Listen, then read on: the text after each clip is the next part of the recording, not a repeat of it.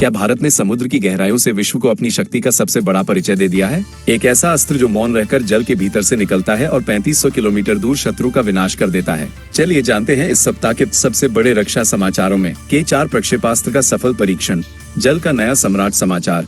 भारत ने अपनी स्वदेशी परमाणु संचालित पनडुब्बी INS अर्घात से K4 सामरिक प्रक्षेपास्त्र का सफल परीक्षण किया है। विशेषता, यह अस्त्र 3500 किलोमीटर की दूरी तक परमाणु आयुध ले जाने में सक्षम है। ये भारत की द्वितीय आघात क्षमता को सुदृढ़ करता है, जिसका अर्थ है कि परमाणु हमले के बाद भी भारत जल के भीतर से शत्रु को नष्ट कर सकता है।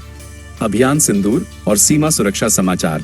प्रधानमंत्री ने अपने संबोधन में अभियान सिंदूर की प्रशंसा की, जो भारत की नई सुरक्षा नीति का प्रतीक है। विवरण, शीत ऋतु में आतंकियों के विरुद्ध सेना ने दुर्गम क्षेत्रों में अपनी चौकसी बढ़ा दी है। इस अभियान के अंतर्गत सीमा पार से होने वाली घुसपैठ को पूरी तरह विफल करने की रणनीति बनाई गई है। पाकिस्तान का कबूलनामा। ऑपरेशन सिंदूर का असर। हाल ही में हुई सैन्य हलचल के बीच पाकिस्तान के विदेश मंत्री ने स्वीकार किया है कि ऑपरेशन सिंदूर के दौरान उनके नूर खान एयरबेस को भारी क्षति पहुंची थी। अंतर्राष्ट्रीय स्तर पर भारत की सटीक प्रहार प्रिसिजन स्ट्राइक क्षमता की काफी चर्चा हो रही है। स्वदेशी अस्त्रों का निर्माण और परिषद की बैठक समाचार। रक्षा मंत्रालय की रक्षा अधिग्रहण परिषद ने 80,000 करोड़ रुपए की नई योजनाओं को स्वीकृति दी है। मुख्य बिंदु, मध्यम दूरी की वायु रक्षा प्रणाली, नौसेना के जहाजों को हवाई आक्रमणों से बचाने के लिए। अस्त्र MK2, आकाश से आकाश में मार करने वाला प्रक्षेपास्त्र जो लंबी दूरी तक प्रहार कर सकता है। आत्मघाती ड्रोन, थल सेना के लिए स्वदेशी तकनीक से निर्मित उड़ते हुए घातक हथियारों की खरीद। वैश्विक हलचल और युद्ध विराम की चर्चा समाचार। विश्व की दृष्टि इस समय अमेरिका और यूक्रेन के राष्ट्रपतियों की भेंट पर टिकी है। रक्षा पक्ष, रूस ने अपने हथियारों और गोला बारूद के उत्पादन को पिछले वर्षों की तुलना में कई गुना बढ़ा लिया है, जिससे वैश्विक शक्ति संतुलन में परिवर्तन आने की संभावना है। आत्मनिर्भर भारत, रिकॉर्ड रक्षा निर्यात तथ्य। भारत का रक्षा निर्यात इस वर्ष अपने उच्चतम स्तर पर पहुंच गया है। प्रमुखता, दक्षिण पूर्व एशिया और अफ्रीका के कई देश भारत में निर्मित प्रक्षेपास्त्रों और लड़ाकू विमानों को खरीदने में विशेष रुचि दिखा रहे हैं। 79,000 करोड़ रुपए के नए रक्षा सौदों को मंजूरी। ताजा अपडेट, रक्षा मंत्री राजनाथ सिंह की अध्यक्षता में रक्षा अधिग्रहण परिषद DAC ने सोमवार 29 दिसंबर 2025 को एक बहुत बड़ी बैठक की। सेना की तीनों शाखाओं के लिए कुल 79,000 करोड़ रुपए के हथियारों की खरीद को मंजूरी दी गई।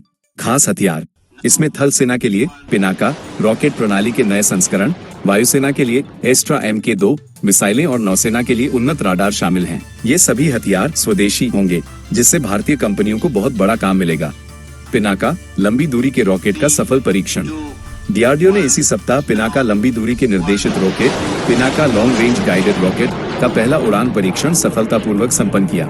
ये रॉकेट अब पहले से कहीं अधिक दूरी तक और बिल्कुल सटीक निशाना लगाने में सक्षम है। सीमा पर तैनात आर्टिलरी रेजिमेंट की मारक क्षमता इससे कई गुना बढ़ जाएगी। अडानी समूह का रक्षा क्षेत्र में भारी निवेश। अडानी समूह ने घोषणा की है कि वह वर्ष 2026 तक रक्षा निर्माण में 1.8 लाख करोड़ रुपए का निवेश करेगा। फोकस, उनका मुख्य ध्यान मानव रहित विमान, ड्रोन, कृत्रिम बुद्धिमत्ता पर आधारित हथियार प्रणालियों और मिसाइलों के निर्माण पर होगा। DRDO की नई तकनीकें सेना को समर्पित रक्षा अनुसंधान एवं विकास संगठन DRDO ने इस सप्ताह 7 नई स्वदेशी तकनीकें सशस्त्र बलों को सौंपी हैं।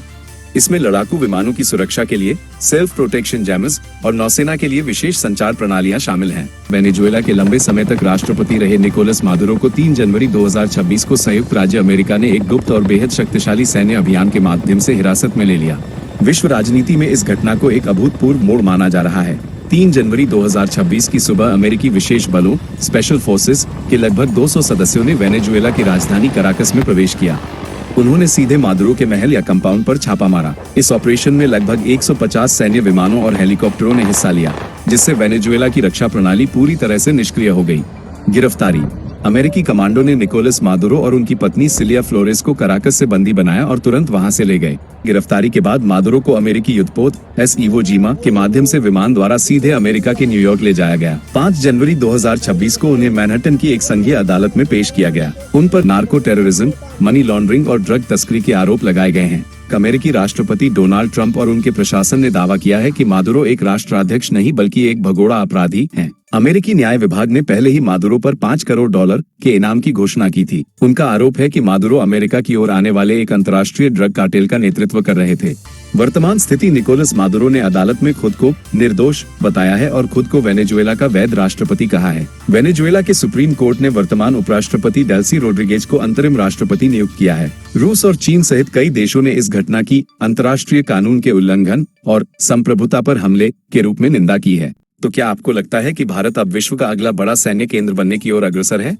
अपनी राय टिप्पणी बॉक्स में अवश्य लिखें और राष्ट्र की सुरक्षा से जुड़ी ऐसी ही महत्वपूर्ण जानकारी के लिए हमसे जुड़े रहें।